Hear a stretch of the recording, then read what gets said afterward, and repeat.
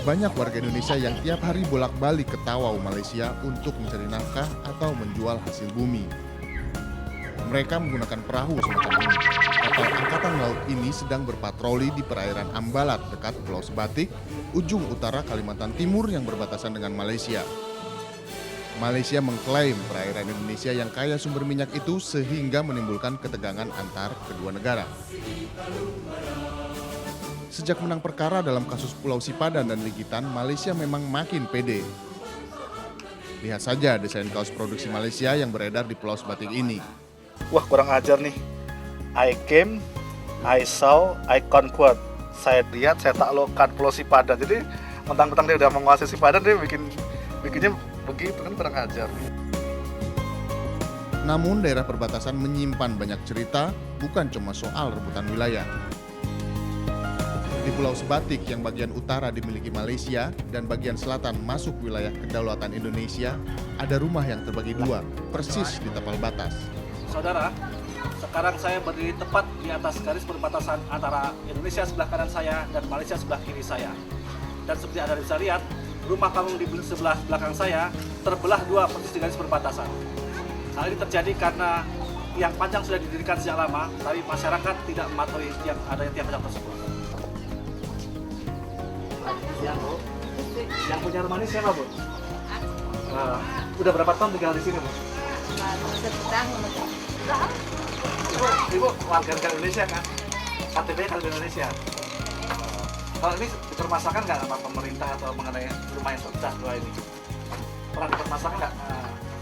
Pak Lurah atau kepala desa nggak pernah dipermasalahkan? Nggak pernah bayar pajak rumah segala macam, nggak pernah juga di sini? Oh, belum pernah ya? Pernah? Oh, nggak pernah.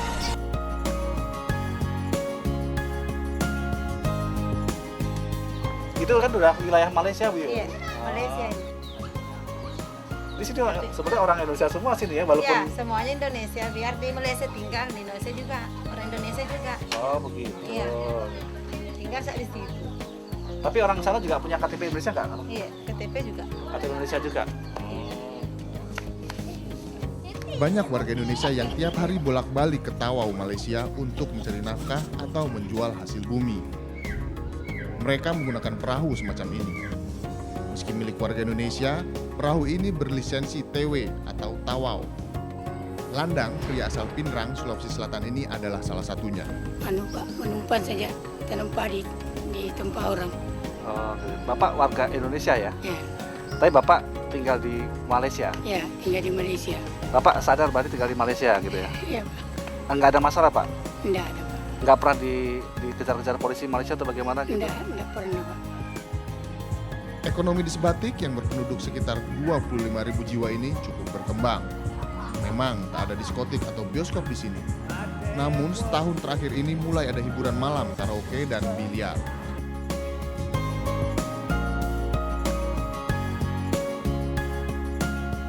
Mayoritas warga di sini berasal dari Sulawesi Selatan.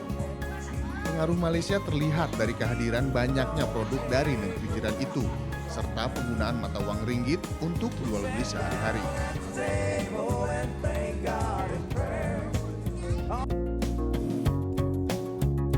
Sama, ringgit rupiah. Bayangkan mana tuh? Rupiah. Iya. Berapa persen Bu rupiah berapa? Habis dari tukaran duit kan. Sekarang 26. Jadi kebanyakan orang belanja uang rupiah. Ada masanya ketika ringgit begitu mendominasi pasar.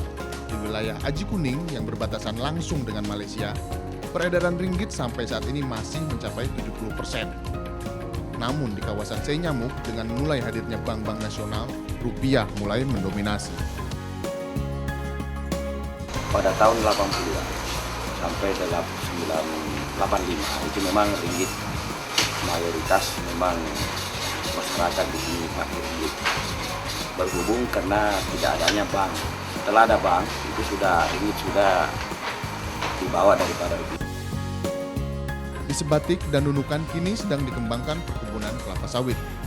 Diharapkan ekonomi akan tumbuh lebih pesat jika perkebunan ini mulai menuai hasil. Namun kendalanya adalah infrastruktur. Tak adanya pelabuhan dan tempat penampungan ikan yang memadai di Sebatik membuat semua hasil perikanan dijual ke Malaysia. Sarana jalan raya yang buruk juga mengurangi mobilitas warga dan perdagangan. Jalan becek di Sai Nyamuk ini sudah 13 tahun tidak direnovasi. Pemda Kabupaten Nunukan kurang cepat memenuhi harapan warga bagi pembangunan jalan raya yang baik.